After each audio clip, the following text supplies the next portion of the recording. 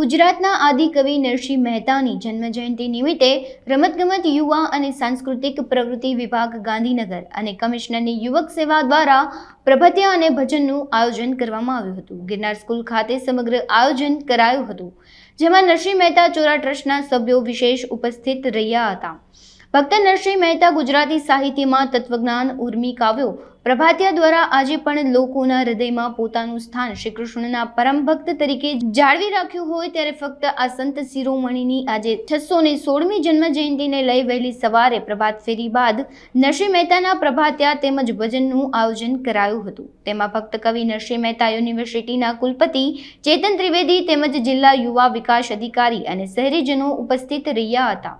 આજે જૂનાગઢનું ગૌરવ એવા નરસિંહ મહેતાજીની 616મી જન્મ જયંતિ એટલે કે એમનો પ્રાગટ્ય દિવસ નિમિત્તે ગુજરાત રાજ્ય યુવા સેવા અને સાંસ્કૃતિક પ્રવૃત્તિનો વિભાગ, નરસિંહ મહેતા યુનિવર્સિટી અને ચોરા ટ્રસ્ટ દ્વારા નરસિંહ મહેતાની વંદના કરવાનો પોખવાનો એક અનોખો કાર્યક્રમ ગિરનાર પબ્લિક સ્કૂલ ખાતે યોજાયો, જેમાં સવારમાં એક ખુલ્લા વાહનની અંદર પ્રભાત ફેરીના માધ્યમથી જૂનાગઢની શેરીઓમાં આ નરસિંહ મહેતાના પદો અને ભજનો નક્કી આજની સવાર પડી।